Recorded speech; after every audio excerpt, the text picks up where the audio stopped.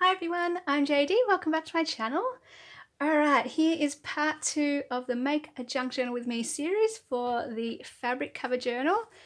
In the previous video, we made this journal cover together. Or well, actually, after that, we made this cover together, sort of. There's a bit of a process video with this. And I have filled it up with all the pages already. And now we will do this one together. So hopefully you've got all of your pages, 30 pages. And if you bought one of my paper packs, you have got the exact same papers as me, which is so fun and exciting that we're going to do this together.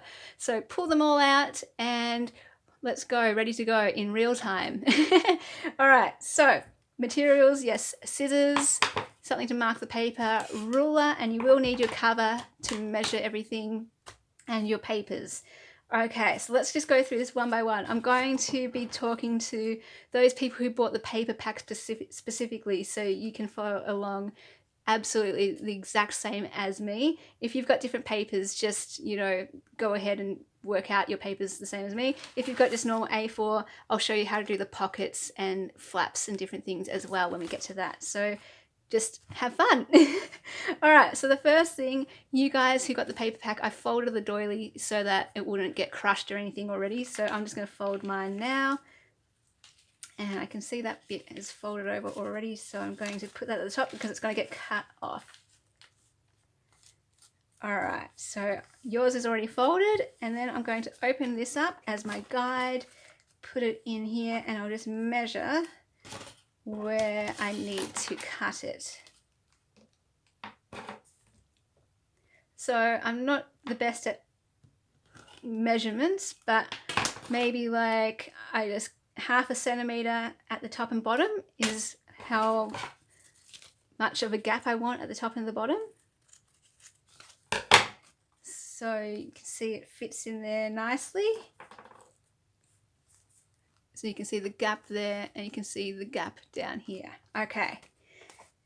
All right, let's do this in order. So we've got our envelope, coffee dyed envelope. So I'm just going to cut off the flap and then fold it in half. So we've got ready-made pockets. That one's fine, we don't need to cut anything. These ones, it's really simple, just fold them in half, these nice shorter pieces. Again, this one here with the bullet journal page, which is really nice. I like this cream paper. One of the pages from that dictionary. So that can fold like that. This one here. So depending on the size of your cover, you might have to cut it this way. I don't. It looks fine. So I'm just going to fold it down in half, and that is good because some of you may have made a smaller cover, so just whatever you have. Okay, and then we have our A4 size papers. So this is when we're going to need to trim things down. All right, so I'm just going to get them out of the way actually. Put them here. All right, let's grab our first one and fold it in half. Well, not in half actually. This is that little trick. So rather than folding it in half and then cutting down the sides, although this one looks like it's going to fit. Yeah, that's fine. Just ignore me. We'll get to that later. Get to that tip later. So it's a little bit big. So I like having this nice thick edge here with the red line. So I'm going to cut it from the other end. So just again, about half a centimeter. I just eyeball it though. Doesn't matter if it's bigger or smaller than half a centimeter. Just line it up, and then I just trim off a little bit at the top.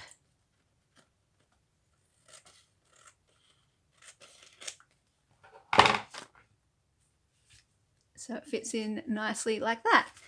And all right, this one here, we're going to do something a little different with the holes. I like how the holes just adds that little bit of interest. So we're going to fold it instead of this way, like we normally do with all the other pages. We are going to fold it this way, lengthwise. So that way we get the lines going across rather than down, so that's a bit of interest there, but also we get a shorter, narrower page, which adds, again, just a bit of variety and interest.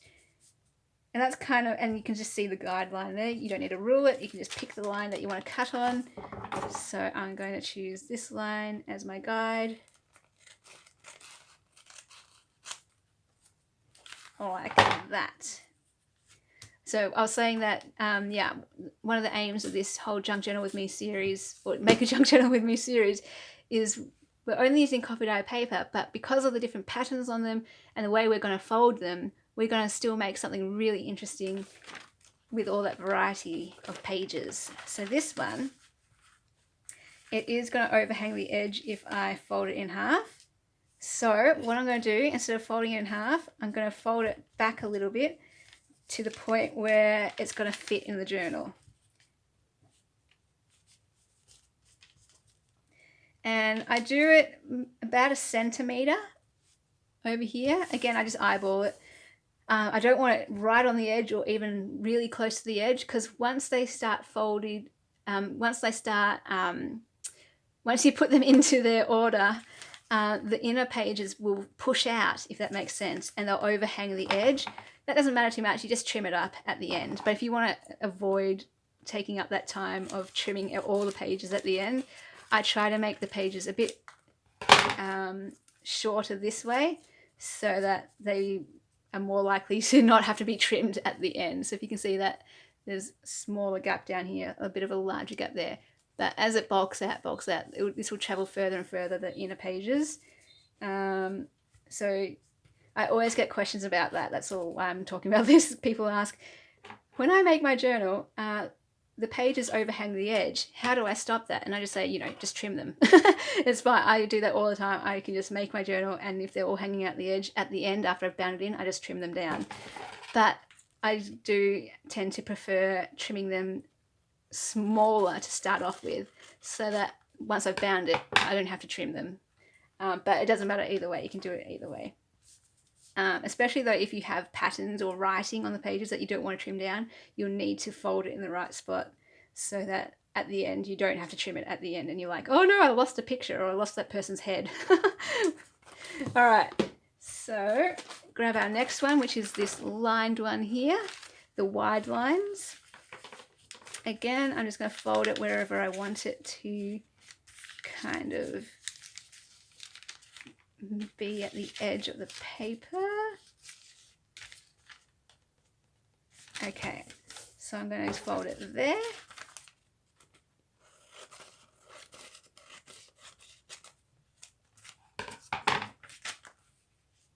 And that one is already decided. So see how this is even a bigger gap there. So this one should, if I put this in the middle, it will only go out to about here, and I won't need to trim it. Hope this is all making sense to you guys. Alright, I love the grid papers because there's no measuring required. You just fold it again to wherever you are comfortable having it in your journal. Like maybe you like the pages hanging out. Some of my journals I have made it where they hang out a bit over the edge, because again, just a different look. It makes it kind of look full and a bit more rustic, I suppose. Just a different look, and it's personal preference. So here, again, I'm just going to mark at the top. Instead of ruling it, I've got the grid lines on it already, so I can go, ta-da, done. This is why I love grid paper. So again, how it matches up. I'm glad I chose this dark fabric so you can actually see the contrast. All right, now we've got our medium grid paper.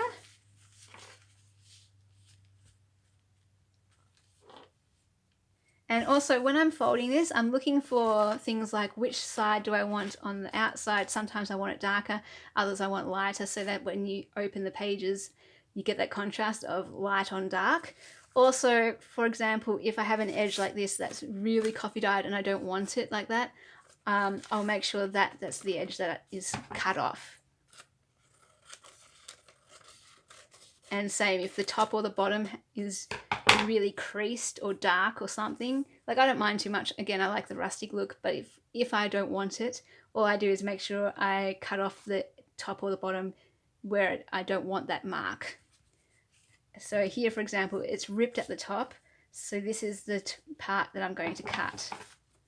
And you can see that's kind of ripped even further down. So if I was going to cut this normally, I would have cut it at the top line here. Because it's ripped, it doesn't matter. I'll just cut it at the bottom line or nearer the bottom line. So that's how, if you know, you get natural variations in your coffee dyed papers. You get some that are ripped here or there. You get some that have stuck together. You get some that are really, really dark in places. So you just cut those bits off. So as you can see, there's a bigger gap at the top. It's totally fine. It actually creates that added interest of different sizes of papers.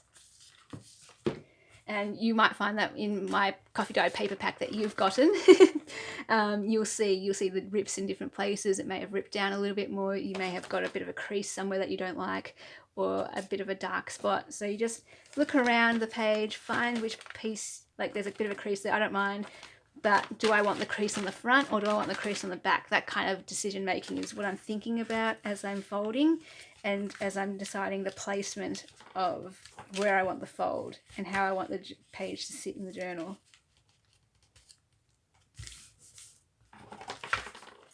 So all those little details is what I'm thinking about as I'm going through each page.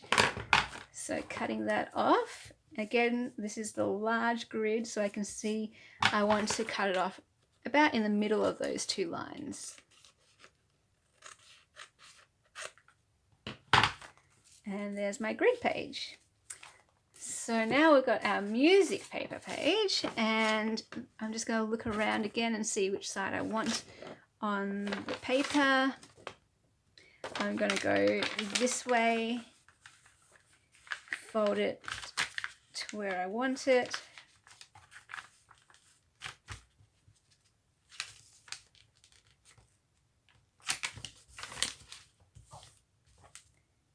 And cut off the edge.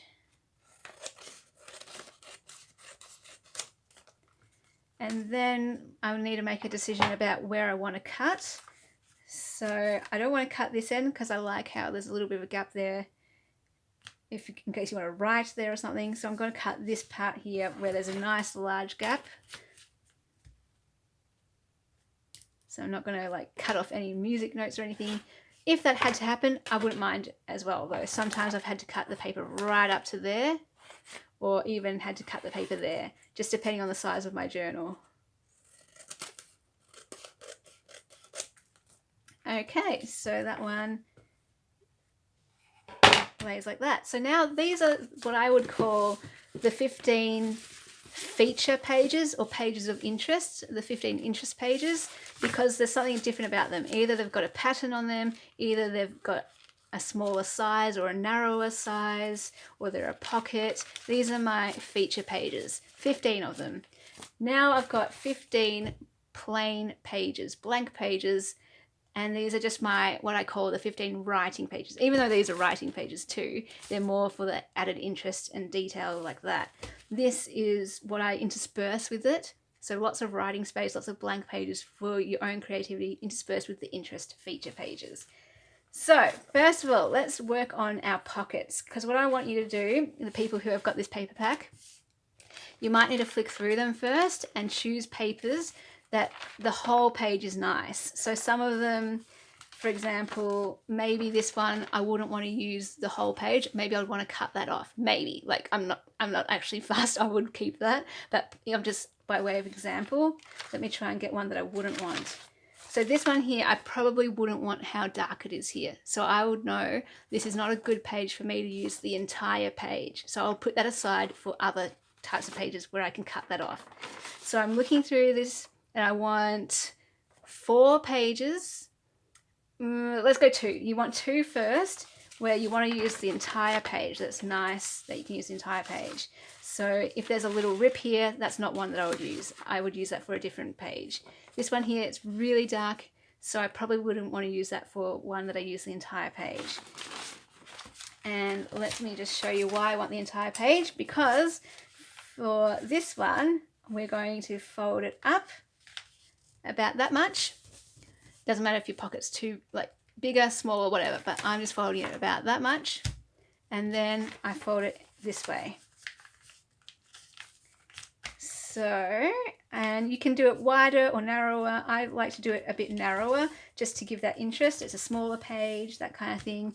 And then I chop off this. So actually, if you have a page that is a bit dark here or there's a rip on this side, then go ahead and use that page. It doesn't have to be fully unmarked everywhere, if that is making any sense. So when it opens out, you've got your pocket here. And then I will do the same thing with this one.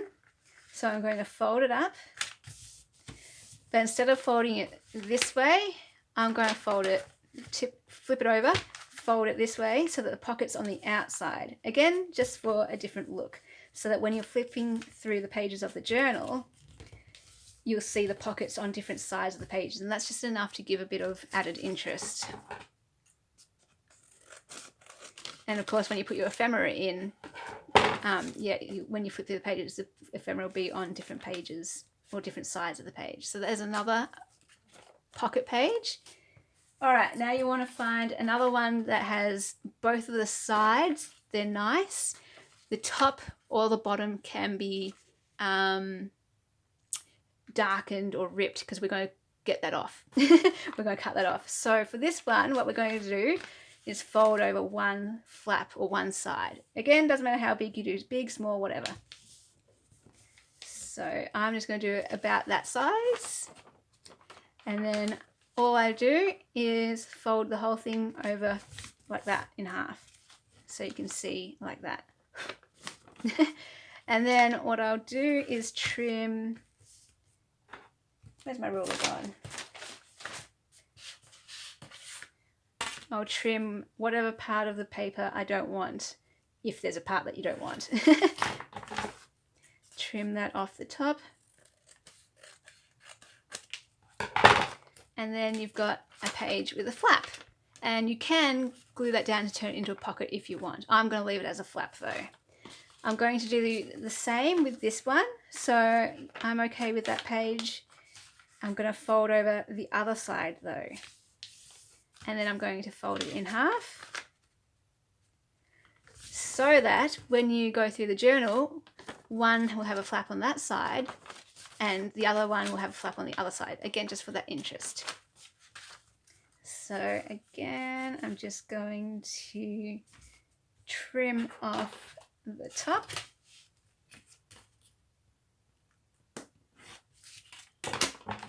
Okay, so those are 2 pocket pages and 2 flap pages for more interest. Now we're going to choose a piece of paper that maybe has the least, sorry, how am I going to word this? The paper that has the most blemishes, I suppose. So, for example, maybe I'll choose this one. The reason is because I'm going to make a shorter or narrower page just for that interest. So I'm going to fold it about there. And you could, if you wanted, you could make a giant pocket or page flap. Me, I'm just going to trim it off. And we're just creating a narrow page just to break up all of those wider pages. And so see here, I don't want that. It's a bit too dark for my liking. If I was making a grungier journal, that's fine. I'll keep that in. But my personal preference is not to have those. So there's my narrow page. Next, again, just find a page that maybe is a bit marked and blemished in areas. So for example, I don't want that. Like again, a grungy journal, that's fine, but personal preference, not a fan. So now I want to make sort of a narrower page, like a halfway in between, like a 3/4 page, just because we don't have any real 3/4 pages as much. So I'm going to trim that there, and what this page is going to be is a short page as well, just again to give you different dimensions and sizes. So I'm going to make it like a 3/4 page all round, if that makes sense.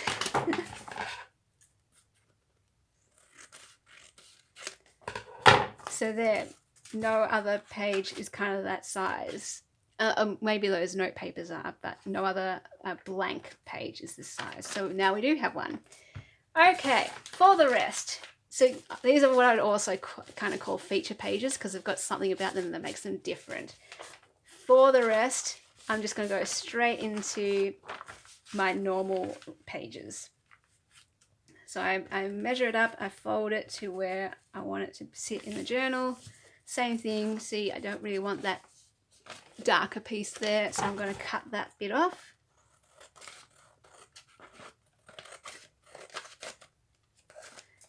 And I'm just going to do these all in a row and then I'll measure them at the end. So these ones I'm going to do in bulk. Again, I'm looking at this and going, where do I want the fold? This is a nice, interesting patch here. So I want that to be the first thing you see when you go to this page, when you're flicking the journal open. So I want to put that nice there, because often when you coffee dye, one side of the paper is darker than the other, or one side has a lot more interesting patterns than the other, and I kind of alternate that. So some of them I want them on the front, some of them I want them on this side, just to break it up a bit. And again, just show you the process. So I don't really want this side or this side, so I'm going to fold it over this way to cut off those pieces.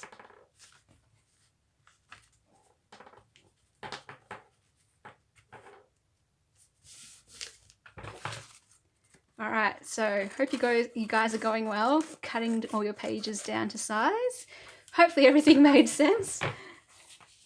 Of course, just ask any questions that you have in the comments and I'll get back to you, or feel free to jump onto the Willowbound Journals Facebook group page, which I'll link below, to ask any of your questions or to show me what you've made.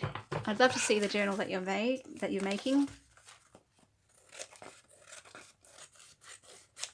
Okay. So because these journals have 30 pages, most of my journals only have 25. These ones have 30, so there's a lot more blank pages in here. I can see this is one that I would probably have to trim at the end. I put it a bit too close to the edge. Anyway, yeah, so I was saying that because 30 pages, it's going to take a while to get through them all, basically. So just bear with me as I fold them all and trim them to size. Hopefully you're doing this at the same time. And yeah, this is just the routine. This is what I do for every single journal, no matter what size. This is just the same process of gathering my pages, making those different folds and flaps, and then this is the exact same way I measure things and cut it down. Because I used to do that thing where you fold it in half and then I would trim down here and there afterwards, but now this method is just so much easier. You've got your guide, you don't have to rule it, fold it to where it needs to be, then cut it down. Okay, here's my last page. So again, if you're wondering why I keep folding it up, it's because I can't see where the middle of the book is, or the cover is like that, so I have to fold it up to place it in the middle, so I know I'm not going too far over the edge.